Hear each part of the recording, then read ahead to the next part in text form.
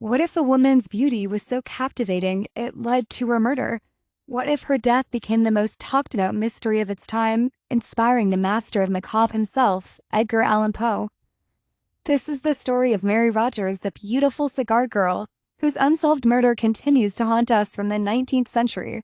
Today, we're diving deep into one of America's most enduring cold cases, a mystery that captivated New York City, stumped police investigators, and remains unsolved after more than 180 years. This is a story of beauty, mystery, betrayal, and tragedy that unfolded in the bustling streets of 1840s Manhattan. In the 1840s, New York City was a place of dreams and dangers.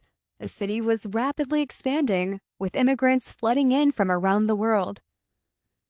Broadway was the heart of commerce and entertainment, lined with shops, theaters, and businesses that never seemed to sleep. And at the heart of it all was Mary Rogers, a young woman of breathtaking beauty. Born in 1820, Mary Cecilia Rogers grew up in modest circumstances. Her father died when she was just 5 years old, leaving her mother to struggle financially while raising her daughter alone. Mrs. Rogers ran a boarding house on Nassau Street, and as Mary grew older, she helped her mother with the daily operations. But Mary was no ordinary young woman. She possessed what contemporary accounts described as extraordinary beauty. She was tall for her time, with an exquisitely symmetrical figure, regular features, and a wealth of jet-black hair that cascaded down her back. But it wasn't just her physical beauty that made Mary special. She had a pleasing manner, a warm smile, and an intelligence that made her a favorite among all who met her. She attracted attention wherever she went, turning heads on the street, drawing admirers like moths to a flame. In the spring of 1840, when Mary was 20 years old, her life would change forever. John Anderson, who owned a large retail cigar store on Broadway near Thomas Street, had heard rumors of Mary's remarkable beauty. He conceived an idea that was both brilliant and dangerous. He would employ Mary not just as a clerk, but as a living advertisement for his business. Anderson's proposal was generous, but Mrs. Rogers was hesitant. The cigar store was a gathering place for young men of questionable reputation, and Mary had never worked outside the family home. But the financial opportunity was too good to pass up, and Mary herself was eager for the adventure. When Mary began working at Anderson's cigar store, the effect was immediate and dramatic. Customers flocked to the establishment not for the cigars, but for a chance to see the beautiful young woman behind the counter. Mary became known throughout the city as the beautiful cigar girl, and her fame spread far beyond the confines of Broadway. Newspapers began writing about her, describing her beauty in flowery prose that would seem excessive by today's standards. She was called the most beautiful woman in New York, and men would travel from distant neighborhoods just to purchase cigars from her delicate hands. But Mary handled her newfound fame with remarkable grace and dignity. Despite the constant attention and the flood of admirers, she maintained a modest demeanor. She was friendly and charming to all customers, but she skillfully deflected any inappropriate advances. Her conduct was described as a model of modest decorum. For 10 months, Mary worked at the cigar store, becoming more famous with each passing day. She received marriage proposals from wealthy suitors, gifts from secret admirers, and invitations to social events throughout the city. But Mary remained focused on her work and devoted to her mother. Then, in late January 1841, everything changed. On a cold January morning in 1841, Mary Rogers failed to appear at Anderson's cigar store. This was completely unlike her. Mary was known for her reliability and dedication to her work. Anderson was puzzled, and when he sent word to Mrs. Rogers, he discovered that Mary's mother was equally mystified by her daughter's absence. The disappearance of the beautiful cigar girl sent shockwaves through New York City. The newspapers, which had helped create her celebrity, now trumpeted her mysterious vanishing. "Where is the beautiful cigar girl?" demanded headlines across the city. The police were called in, and a massive search began. For 6 agonizing days, there was no trace of Mary Rogers. Her mother was frantic with worry, pacing the floors of their Nassau Street boarding house and fearing the worst. Anderson's cigar store, once bustling with customers eager to see Mary, now stood nearly empty, a constant reminder of her absence. Then, as suddenly as she had vanished, Mary reappeared. But the young woman who returned was not the same cheerful, vibrant person who had disappeared. The bright smile was gone, replaced by a sad, thoughtful expression that seemed to carry the weight of some terrible secret. When questioned about her absence, Mary gave a brief and unsatisfying explanation. She'd been visiting relatives in the country. Her mother and employer supported the story, but it was clear that none of them wanted to discuss the matter further. The subject seemed to cause them all great discomfort. But the people of New York were not so easily satisfied.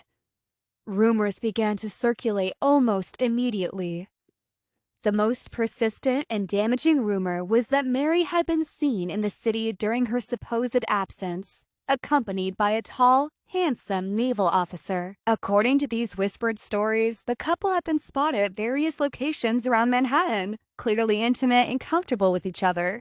The rumors about Mary and the mysterious naval officer spread like wildfire through New York's gossip networks. Whether true or false, they clearly reached Mary's ears because within a week of her return to the cigar store, she made a shocking decision. She resigned from her position and retreated to the safety of her mother's boarding house. The beautiful Cigar Girl, who had been the toast of Broadway just days before, now became a recluse. She rarely left the boarding house, and when she did, she kept her head down and avoided the stares and whispers of passers-by.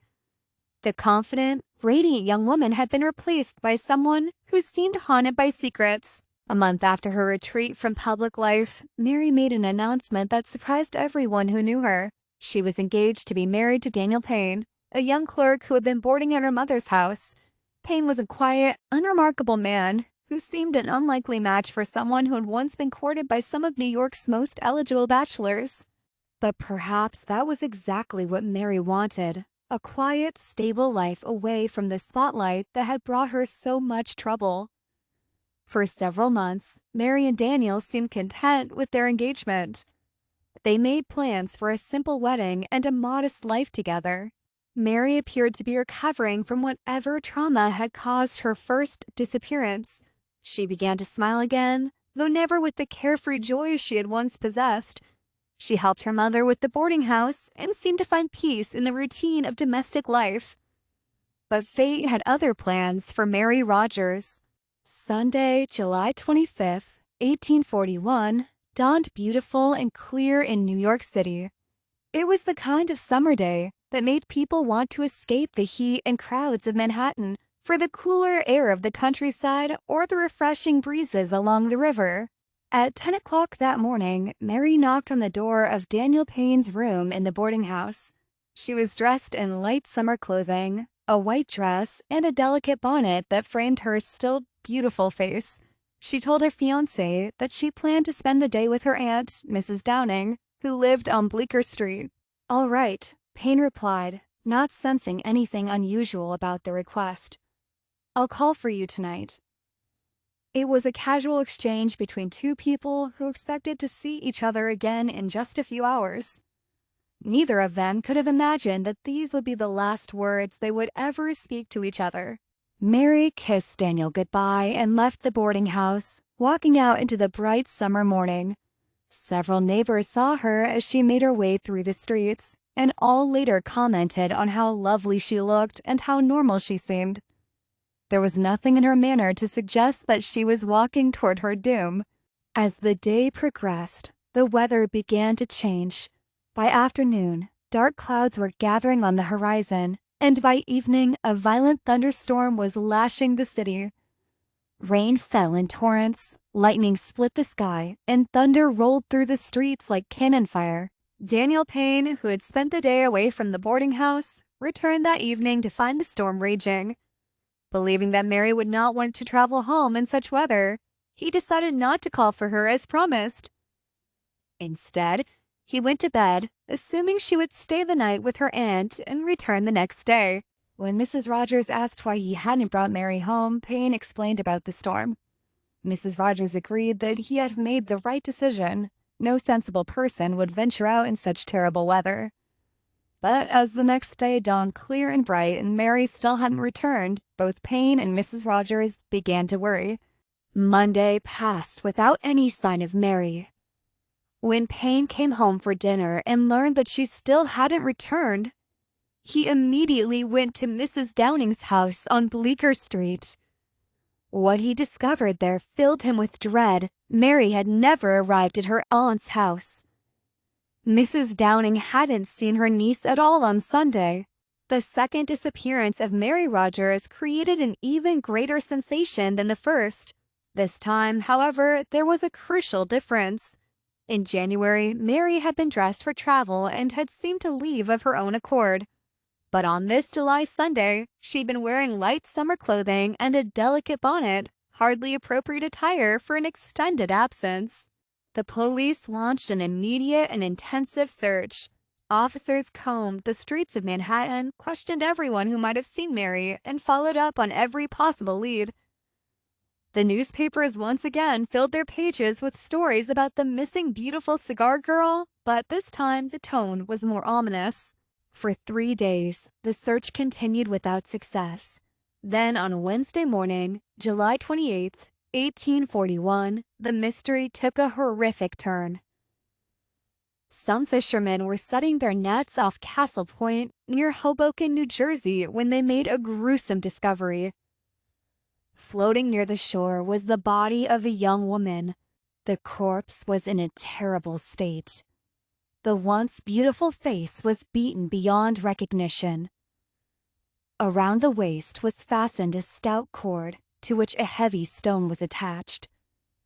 Encircling the neck was a piece of lace torn from the victim's dress, tied tightly enough to cause strangulation. Despite the terrible condition of the body, there was no doubt about the victim's identity. This was Mary Rogers, the beautiful cigar girl, and she had been brutally murdered. The murder of Mary Rogers sent shockwaves through New York City and beyond. The newspapers covered every detail of the crime, and the public demanded justice. The police faced enormous pressure to solve the case quickly, but despite intensive investigation, the murder was never solved. Daniel Payne, Mary's fiancé, was devastated by the loss. Within a few weeks of the murder, consumed by guilt and grief, he took his own life. His body was found in the woods near Hoboken at a spot investigators believed might have been where Mary was actually killed. The case that had begun with the disappearance of a beautiful young woman had now claimed 2 lives, and the killer remained free. But the story of the beautiful cigar girl did not end with her death. Edgar Allan Poe, already famous for his dark tales of mystery and horror, was fascinated by the Mary Rogers case. In 1842, Poe published The Mystery of Marie Roget, a story directly based on the Mary Rogers murder. It was one of the first examples of what we now call detective fiction. The murder of Mary Rogers remains one of America's most famous unsolved cases. Over the years, countless theories have been proposed, but none have definitively solved the mystery. Was Mary killed by the mysterious naval officer? Was she the victim of a random crime? Did someone from her past catch up with her? The truth died with Mary Rogers on that July day in 1841, and it remains buried with her still. What do you think happened to the beautiful cigar girl? Who do you believe killed Mary Rogers? Share your theories in the comments below, and don't forget to subscribe for more deep dives into history's greatest unsolved mysteries. If you found this mystery as captivating as I did, please give this video a thumbs up and let me know in the comments below. Who do you think killed Mary Rogers? Was it the mysterious naval officer? A random crime? Or something else entirely? Don't forget to subscribe to our channel and hit that notification bell for more deep dives into history's most fascinating unsolved mysteries. Share this video with anyone who loves true crime or historical mysteries. They'll thank you for it. Until next time, keep questioning, keep investigating, and remember, some mysteries may never be solved, but they never stop fascinating us. Thanks for watching.